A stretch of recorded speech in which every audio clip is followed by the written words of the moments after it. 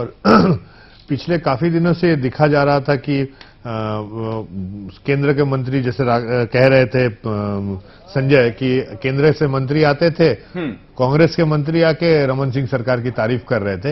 इससे कांग्रेस को काफी नुकसान हुआ और खासतौर से उनके लोगों के नेताओं का मनोबल में काफी गहरा प्रभाव पड़ा। मेरा एक सवाल एंथनी से है।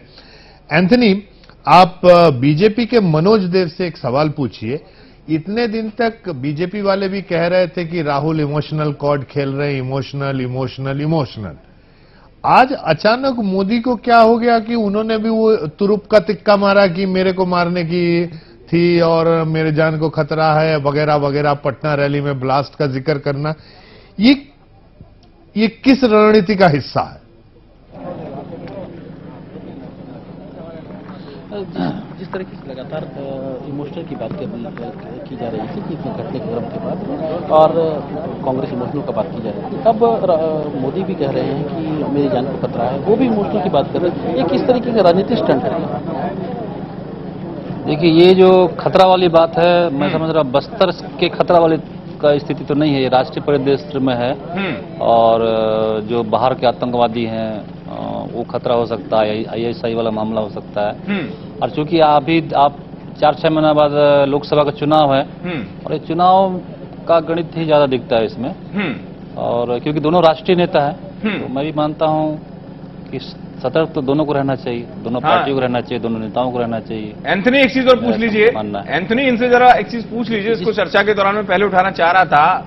अचानक ये एक स्थिति जो सामने आती है नरेंद्र मोदी की, काफी भाषण इन्होंने भी सुने होंगे, जैसा कि कांग्रेस के नेता कह रहे थे कि उनको पता होता है कि कब नाराज हो गए आडवाणी जी, कब सुषमा जी नाराज हो गई, इन्होंने भी देखा होगा सब तमाम चीजों को। नरेंद्र मोदी जी ने काफी समय बाद अटल जी का नाम आज भाषण में लिया कि छत्तीसगढ़ जो है वो अटल जी की देन है। इससे पहले उन्होंने कई सभाएं की, मध्य प्रदेश में की, राजस्थान में की, तमाम जगह की, लेकिन अटल जी का नाम बड़े दिनों बाद लिया, बहुत दिनों बाद याद आई उनको।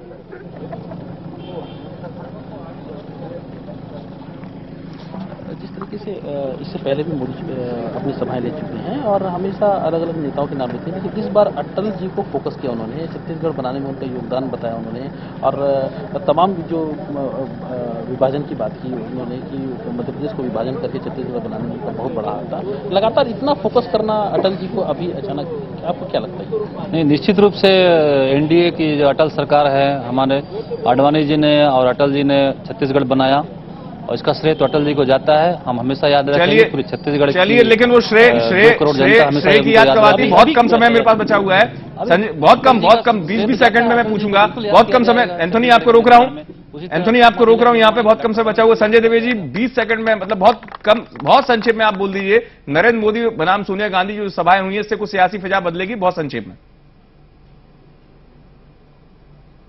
निश्चित रूप से जो उनके कार्यकर्ता हैं, बीजेपी के कार्यकर्ता, कांग्रेस के कार्यकर्ता, वो निश्चित रूप से एकजुट होंगे और 9 तारीख, क्योंकि आखिरी दिन है मतदान का और 11 तारीख को मतदान होना है, तो जरूर वो इकट्ठे होंगे और अपनी पार्टी के लिए प्रतिबद्ध होकर काम करेंगे, इसमें कोई दो। चलिए, आप बने रहिएगा। प्रज्ञान जी, फाइनल कमेंट आपसे लूंगा कि कितनी सियासी फिजा बदलती आएगी नजर, बहुत संक्षेप में। नहीं, मैं संजय की बातों से एकदम एग्री करता हूं कि सियासी फिजा बदलेगी इन बड़े नेताओं से, लेकिन ये निश्चित तौर पे ये बात मुझे भी नहीं समझ में आई कि अचानक राहुल गांधी को आगे करके जो कांग्रेस बढ़ रही थी, राहुल गांधी को पीछे लाके सोनिया को आगे लाने का जो इनका जो पाशा है, खासतौर से छत्तीसगढ़ में, ये मेरे समझ में नहीं है। बिल्कुल, ये काफी अहम बात। और राजनीति लाइव में सियासत पर हो रही बहस के बीच आइए ये भी जान लेते हैं कि मध्य प्रदेश और छत्तीसगढ़ में दिन भर सियासी मौसम कैसा रहा, हमारे सहयोगी ऋषि के साथ।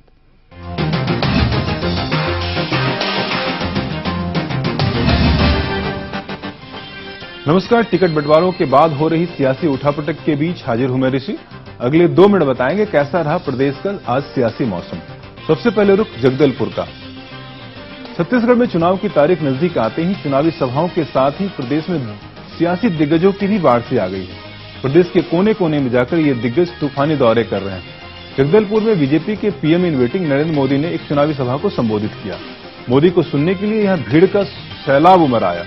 मोदी ने यहां कांग्रेस पर जमकर आरोपों की बिजलियां गिराई और अपने वोटों की बारिश बीजेपी के पक्ष में करने की अपील की।